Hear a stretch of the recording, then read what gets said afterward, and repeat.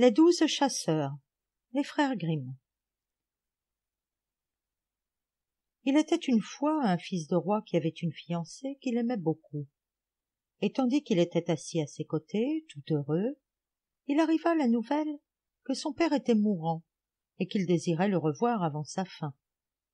Il dit alors à son aimé: « Je dois partir et te laisser. Je te donne une bague en souvenir. Quand je serai roi, je viendrai te chercher pour te ramener chez moi. » Puis il prit son cheval et s'en retourna auprès de son père qui était gravement malade et proche de la mort.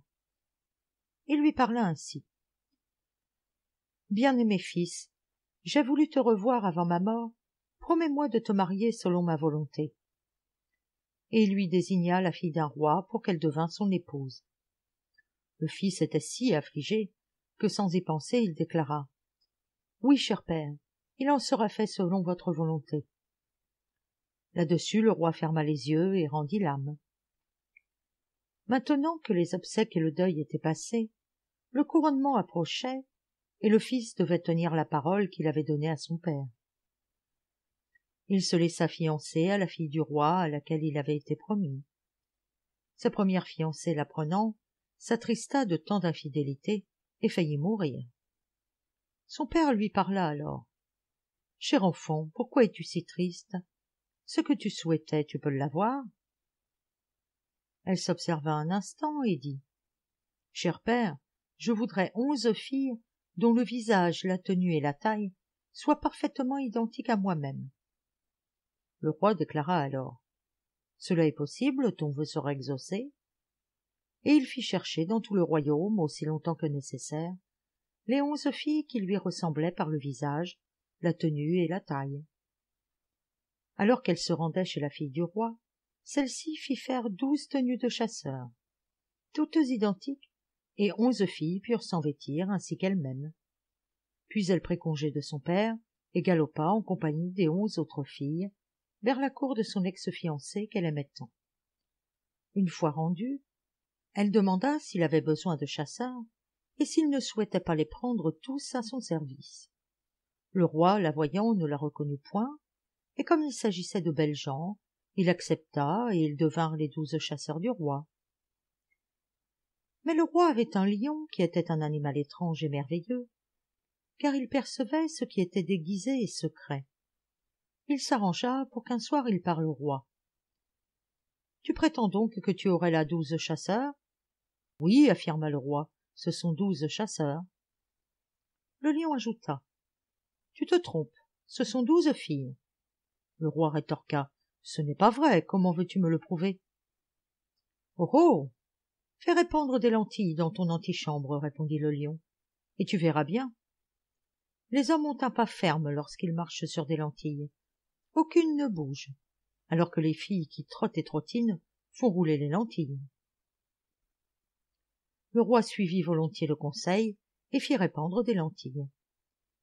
Mais il y avait un serviteur du roi qui était ami des chasseurs, et lorsqu'il entendit qu'elle devait être mise à l'épreuve, il se rendit auprès d'elle et leur raconta tout ce qu'il avait entendu.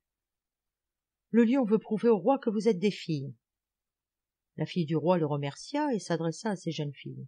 « Agissez avec autorité et foulez fermement les lentilles. »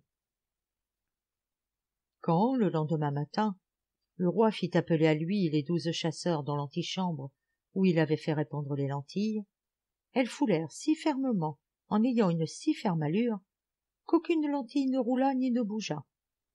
Puis elles partirent, et le roi dit au lion: « Tu as menti, elles marchent comme des hommes. » Le lion se défendit.